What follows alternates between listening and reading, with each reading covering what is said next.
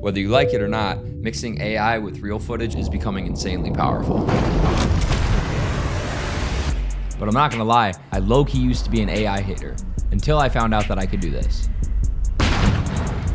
And I can do it without spending 3 weeks in After Effects like I did a couple years ago to basically do the same thing.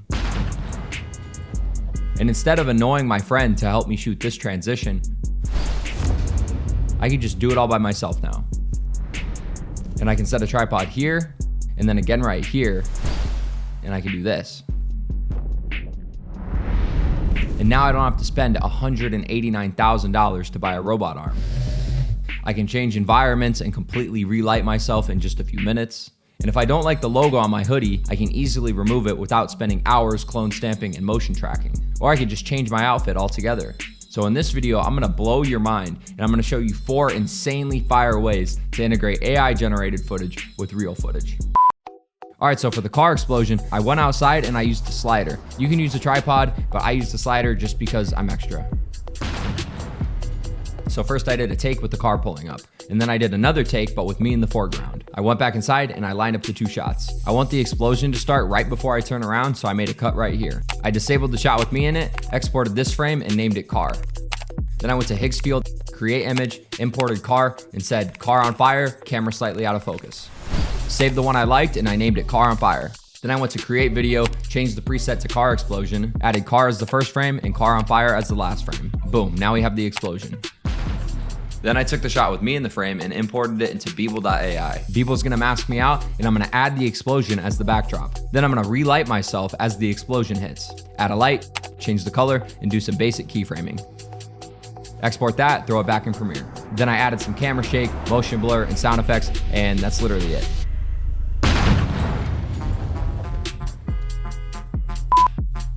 So assuming you don't live under a rock, you've probably seen these first frame, last frame transitions where you could take a shot like this and then a shot like this and you can connect them like this.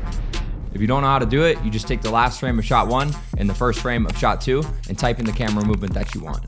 But the problem is most people suck at pulling this off, and it's not because they're missing a magical prompt, but instead it's because they're not following these 5 rules. Rule number 1, the longer the distance between frames, the cooler the shot. Traveling 20 feet in distance is gonna look way better than traveling 2 feet. Rule number 2, the longer the lens, the cooler the shot. Shooting on a 50mm is gonna give you a more extreme parallax than on a 24mm. Rule number 3, you need to plan your shots. You need to know the exact camera movement that you want before you shoot. In these shots, I was very specific with my framing and I lined up the 2 shots with my face in a perfectly straight line. This is very important. In fact, let me show you what it looks like when I give the AI 2 frames that are not perfectly centered.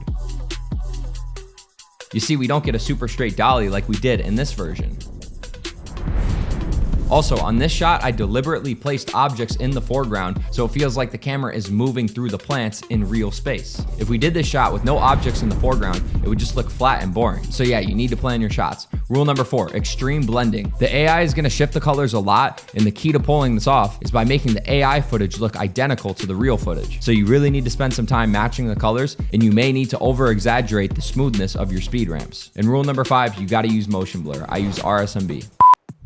So earlier we used Beeble Editor to manually relight myself, but for environment changes, we're gonna use Switch X and Beeble's gonna automatically relight us. First, just film yourself doing literally whatever you wanna do. I didn't wanna leave my office, so I just did this walking shot on a treadmill. My results were best when I lit myself super flat and evenly. In other words, there's no shadows on my face or my body. If you don't have lights, just go use the sun, that'll work fine. Export any frame of your video, go to Higgs field and create image. Upload your image and use this prompt template.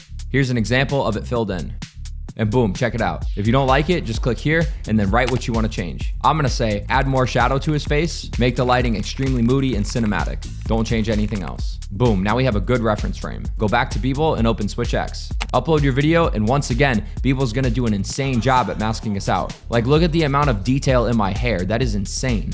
Upload your reference frame and you can type in a prompt if you want, but my results were insane with the auto-generated prompts. Boom, just like that, we're completely relit and we actually look like we're in a new environment, and we didn't even have to use a green screen or any fancy lighting tricks. If you've ever done basic VFX paintouts, you know that it can be very annoying and tedious and time consuming, especially when there's a lot of movement or lighting changes. But now we could do it in like 2 minutes, which is just insane. First, we're gonna make a reference frame. So just take any frame, throw it in Photoshop, and remove what you wanna remove. Then go to Higgsfield and select the edit video option. Upload the video in the reference frame, prompt it to remove the logo, and use the image as a reference. Now, if you're thinking the quality is trash, it's because it kind of is. But check this out. We're gonna throw it back in Premiere, and we're gonna mask out the logo on the original shot. Track the mask, maybe expand it if you need to, or add some feather, and boom. Now the only part of the image that is the low-res AI footage is in this small little section. And we don't have to do any painting or motion tracking and parenting and stuff like that. Guys, I'm currently building the best platform on the internet for video creators who want to learn how to make dope videos and go full-time. It's gonna be sick. If you're interested in this, click the first link in the description to sign up for the waitlist. If you're not on the waitlist, you cannot get in, and there are genuinely limited spots. So first link in the description for that. If you like this video, go watch this video right here. You'll definitely like that as well. And yeah, that's it. Subscribe, follow my Instagram, justin.james. And yeah, that's it. Peace.